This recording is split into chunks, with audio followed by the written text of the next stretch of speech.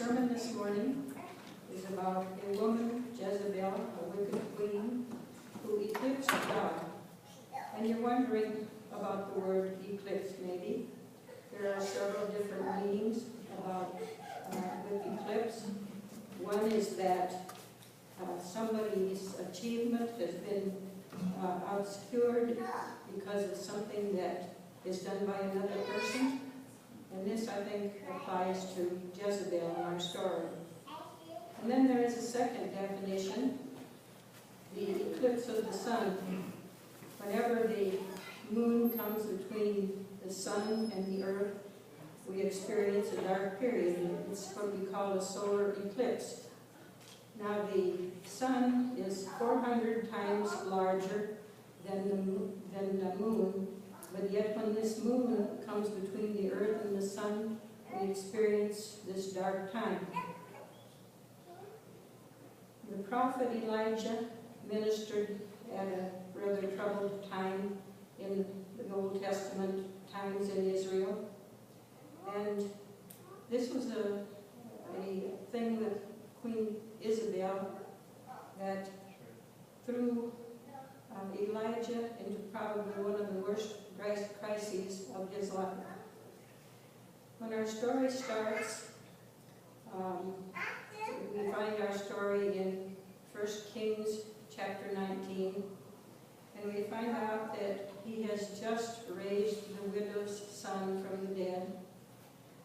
He is there on Mount Carmel, and he has probably preached the most important sermon that's ever been preached, as he was preaching there to the group around the altar. He had there at the altar, he had defeated the 450 prophets of Vogel, which is a fertility religion. And we know that the fire had sizzled down from heaven, and it had burnt up the sacrifice that was there on the Lord's altar. And not only did it burn up the sacrifice, but it licked up all of the 12 barrels of water that had been poured over the altar. Not only that, it had burned up all of the stones around the altar and the dirt. And so there was a huge crater that was there. And then Elijah, the weatherman, predicted rain. You know, it hadn't rained there in Israel for 3 whole years. But he prayed, and thunder and lightning came and shook the earth, and there was rain. And then, at this time, Elijah ran before King Ahab's chariot 20 miles and escorted the king back to Jezreel. Don't you think he was quite a man? Don't you think that was quite an accomplishment? How many of us could run 20 miles, even when we were young and in our best shape? I know there are some here that have taken part in marathons, but most of us wouldn't be able to run 20 miles. I think that he was a man of courage. I think that he was very triumphant and very jubilant about what had happened. Not that it was anything that he had done, because he gave all the honor to God. And now I think that he expected that maybe Jezebel, the queen, would go into hiding, or perhaps maybe even that she would die. She was the sponsor of this religion, this Baal worship in Israel, and Elijah had defeated her false prophets. We know that King Ahab rushed into the palace, and he said that Elijah had slain all the prophets with the sword. Then, quoting 1 Kings verses 1 and 2, then Jezebel sent a messenger unto Elijah, saying, so let the gods do to me and more also, if I make not thy life as the life of one of these by tomorrow about this time. In effect, she's saying, I'm going to get you. I'm going to kill you, and you aren't going to survive this. Now, Jezebel was a very determined, wicked queen, and she didn't like it that her entire Baal franchise had been wiped out. This was her business, and she was hopping mad about the whole affair. And I like to think that this messenger found Elijah and handed him an envelope with royal stationery in it that gave him this message. Probably Elijah was expecting a message or a letter from the queen, and what he got wasn't what he thought he was going to get. He thought probably maybe it would just be an angry letter, but it was a death threat. I'm wondering if his hair stood on end, and I'm thinking probably his knees were shaking just a little bit. And at this moment, Elijah completely forgot about God. And where he should have had faith, there was fear. And Jezebel's wrath had entirely eclipsed God from Elijah's view. I'm sure that a cold fear gripped his heart, and I'm sure that also he was suffering reaction from everything that had been happening. He was one discouraged man. He decided to flee, so he went to Beersheba, which was 100 miles south, and it was as far as you could go and still stay in Israel. So he went down into this wilderness area. And when he got down there, he said a little prayer. It is enough now, O Lord, take away my life. Can't you just kind of read the self-pity here? He was depressed and he was exhausted. And you know, even saints get down once in a while. And in the scriptures it talks about saints as being God's people. They're not perfect, but they're God's people. And so we often find references in the scriptures to the saints. We know that in just a few months, Elijah would be translated to heaven in a fiery chariot, and he wouldn't see death. And that doesn't happen very often, does it? Something like that. And yet here he was, just totally discouraged, which proves that even the saints get down once in a while. If you're somebody and you get discouraged, that doesn't mean that you're not a saint. Fear had eclipsed his faith, and Jezebel's evil rage had totally overshadowed the true God. He ran from his problems. He quit his work, and he resigned more or less to the effect that he wasn't going to be doing anything more at this point. And you see people that are like that. Somebody says something that is a little critical, or something that they don't quite relate to, and they think about it and get emotional about it, and they decide to do something, but often they just run from the problems. Anyway, Elijah, I'd say, split. And he made this snap decision. Have you ever made a snap decision? Often it doesn't turn out a bit better. If we make a decision, we should be praying about it quite a bit, quite a few prayers before we make a decision, especially a major decision. We know that Elijah should have stayed put, and he should have stood with God. The same God that had helped him yesterday with the 450 prophets of Baal would help him today. And they wouldn't let him down. God and the Holy Spirit wouldn't let Elijah down. Why would God forget him now when he had been with him yesterday? So when we feel that our problems are greater than we can handle, sometimes we do things we shouldn't. We might be taking some tranquilizers, or we might decide to run away, or we might decide to do some drinking. But running away is never the answer. To run from your problems is kind of like a dog that's running away from his fleas. And when he stops, the itching starts, and he isn't any better off than when he started. He still has his problem. A lot of times when we have a problem, it's because we are the problem.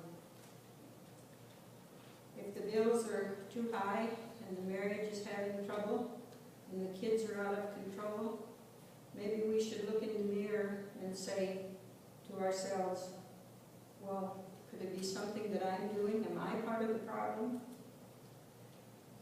Now, Elijah was so discouraged because he lacked understanding. And he saw things as they really were not. He saw Jezebel, and he didn't see God at all in the picture. Actually, in Elijah's circumstance, there was a once-in-a-life opportunity for him at this time. He could have held a great revival for Israel. He had just defeated all of the wicked prophets that were leading the people into idolatry. And now was a chance that he could get in there and he could carry this thing through and he could have a great revival. But he didn't do it. Elijah ditched his trust in God. His faith was gone. Often we, in our lives, see these thunder clouds of Jezebel, and we don't see God at all. There's a story about the little boy that every year on his birthday, his uncle came and spent the day with him, took him to the zoo, took him to the park, bought him some good food, things that he really liked, and then just before he would depart, he would give him a crisp bill or a silver dollar.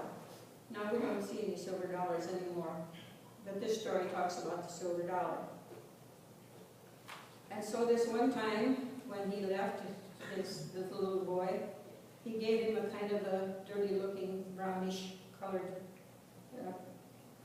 coin. And the boy thought, well, it's a penny. And he was a little disappointed, and he started to pout a little bit. And at home, he dropped it, and it happened to roll under his bed.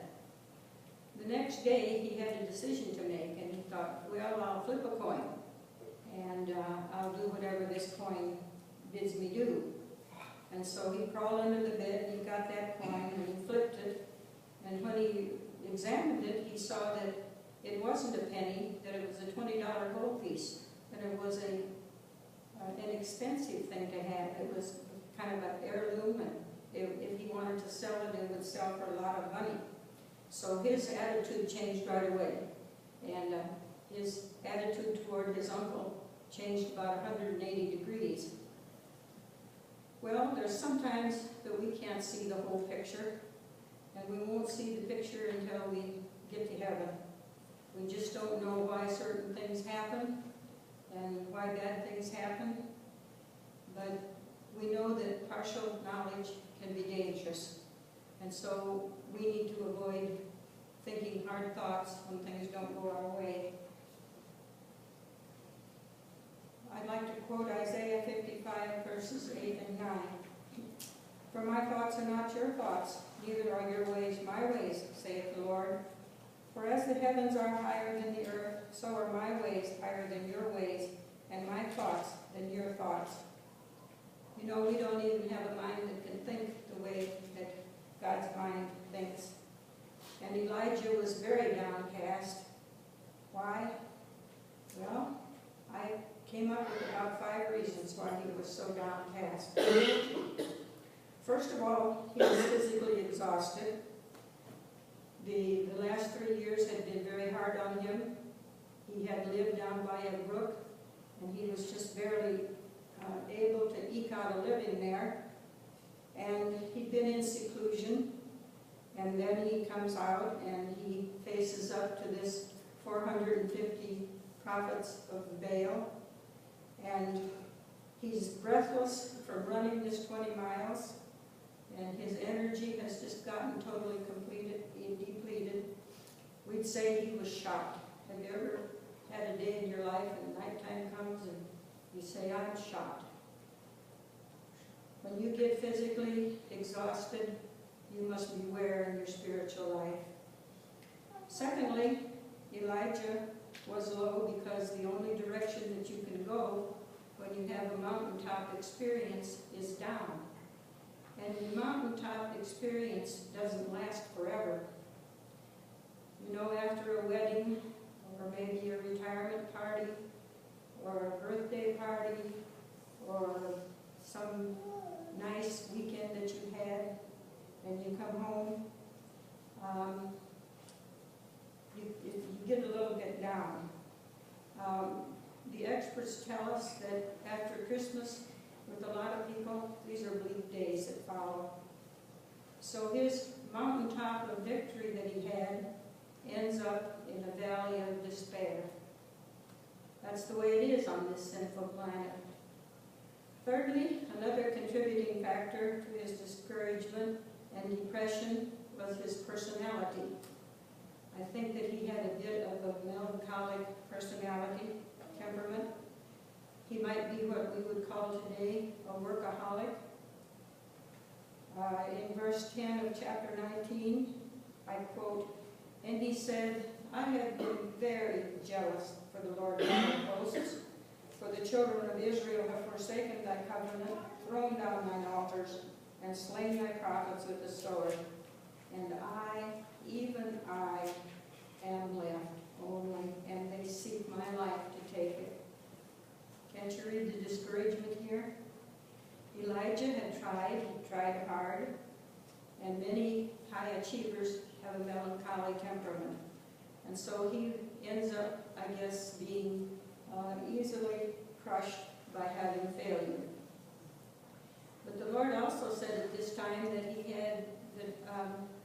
Elijah was not the only one that hadn't bowed the knee to Baal, that he had 7,000 other Israelites who had not bowed to Baal. And then I think, maybe number 4, that Elijah suffered burnout because he thought he had been beaten. You know, we can think all kinds of things that are not true. But when we give things our best, only to find out that the old problems are still there and nothing has changed, we tend to get down. And Jezebel was very much still in charge, and to Elijah, God seemed a very long way off. Number 5 problem, Elijah had made himself, he had been alone. He had ditched his companion that went down there into the wilderness with him, and he was alone. And when we're alone, many times we get down. And what we need is to have family and friends to be around us when we're having problems, so that we don't set ourselves up for failure. And if we find out that over the years we have fewer and fewer friends for some reason, this is kind of a danger signal. And we need to get out there and make some more friends. We need to get to church. We need to get out. We need to be with people. We need to make new friends. If you show yourself friendly, you're bound to have friends. If you are discouraged like Elijah, you're not alone. The book Happiness is a Choice says that 1 out of every 20 people suffer from depression. Now that's pretty common. Women suffer twice as much as men do. And so we need to examine our lives, and if we find out that we're going through difficult times, then maybe this story of Elijah will help out. God was interested in helping Elijah. 2 Corinthians 7:6 states, "Nevertheless, God that comforteth those that are cast down, comforted us." God couldn't send Elijah to the pharmacy to get some little pink or purple pill, but he had an ancient prescription that was used in this time to help with this depression. Let's notice how God helped Elijah. And not only did he help Elijah, but he can do the same thing for you. First of all, what happened? God gave him rest. When you're all burned out, you need rest. You need physical rest. Maybe you need 9 or 10 hours of sleep every night for a few nights. If you're down and you're burned out, it's getting to be a serious situation that needs to be attended to. Elijah was dead tired. Christians don't come apart and have a little rest, that they may just physically come apart themselves. Overworking day after day can become a drag and drag you down. In verse 5 of chapter 19, it says, "And as he lay and slept under a juniper tree, behold, then an angel touched him and said unto him, Arise and eat. Then Elijah got up, and he ate a while, and he slept a whole lot longer. He was just shot. He was dead tired. He was exhausted. And you know that one of the 8 laws of health is to get rest. And you know our kind Heavenly Father invented rest so that we can have some rest on the Sabbath. Seventh-day Adventists can perhaps sleep 8 hours on Friday night, and then there's the Sabbath, and there's the rest of the Sabbath all day long. Matthew 11:28 says, Come unto me, all ye that labor and are heavy laden, and I will give you rest. The 7th day of the week is the Sabbath, and every Saturday, millions of Christians from all over the world enter into God's rest. What a blessed experience that is. God invented rest for us, to restore us, and for us to enjoy. Psalms 23, verses 2 and 3 states, He maketh me to lie down in green pastures. He leadeth me beside the still waters. He restoreth my soul.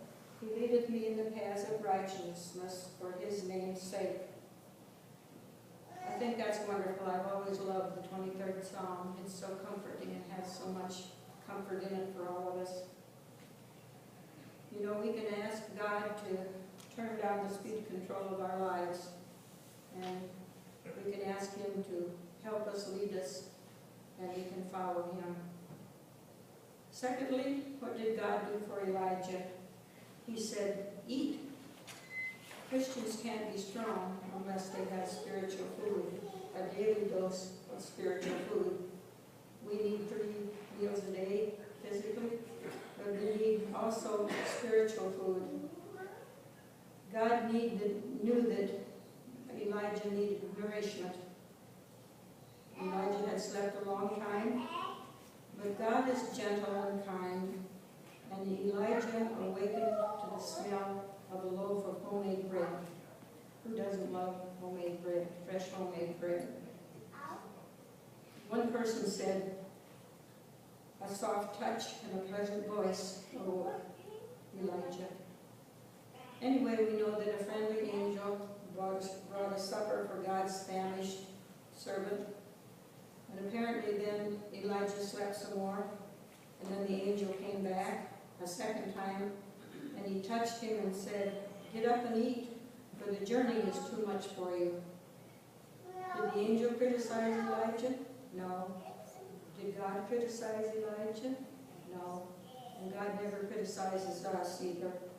He knew exactly what Elijah needed, and He knows exactly what we need. To overcome despair, we need to partake of heavenly food. Do you have a daily habit of Bible study? Bible study is a powerful antidepressant, and it will work. 2 Timothy 2:15, study to show thyself approved unto God, a workman that needeth not to be ashamed, rightly dividing the word of truth. So we might say that, in kind of a little summary, that it would be good to feast on the Bible, and it would be good to know the Bible in our minds, and it would be good to stow it in our hearts, and it would be good to have this word to share with other people. And we need to show that we've been reading the Bible by our lives. Acts 17:11 says, they're speaking of a group of people in the Christian world. These were more noble than those in Thessalonica, in that they received the word with all readiness of mind, and searched the Scriptures daily, whether these things were so. My third point is that Elijah, he rested and he ate and then he talked with God. You know, Elijah went and he hid in this cave, and while he was there, he talked with God. In the beginning, God said to him, "What are you doing here?" And we know that God found Elijah in that cave. If he thought he was going to hide out, he had another thing coming. Because you know you can't hide from God, but God always will find you, and it found him. Psalms 139 states, "Whither shall I go from thy spirit, or whither I should flee from thy presence?" So Elijah held conversation with God there on the mountain. We call that prayer. And prayer is a great antidote for depression. It's good to talk to God, and the road to recovery needs lots and lots of major doses of prayer. And number 4, Elijah got a vision of God and God's presence. Elijah stood up, and the Lord passed by. And Elijah stood up on the mountain, and he witnessed the power of the true God. First he felt a great wind, and then he felt an earthquake, and then there was a fire, but God was not in that. And then there was a quiet, gentle voice, a gentle whisper, and that was God. Elijah needed to focus on God. When we're surrounded by problems, we need to stop focusing on our problems so much and focus on God and what He can do for us. In the last part of Zechariah 4:6, it says about having victory, "Not by might nor by power, but by my Spirit, saith the Lord of hosts." That's how we can be successful in life. That's how we can overcome the problems that depress us. If you are depressed, it's good to go to church and worship God. Elijah went to Mount Sinai, and that was where Moses had also gone to meet with God. And it was there that Elijah met with God, and he worshiped God, and it brought him out of his depression. A good church is one of the best places to overcome depression. You should get near to God and to others, and let the other church members and friends help you. Galatians 6:2 says, "Bear ye one another's burdens, and so fulfill the law of Christ." And that's why we're here, to help other people. 1 Peter 5:7 tells us, "Casting all your care upon him, for he careth for you." Also, God gave Elijah a new friend, Elisha.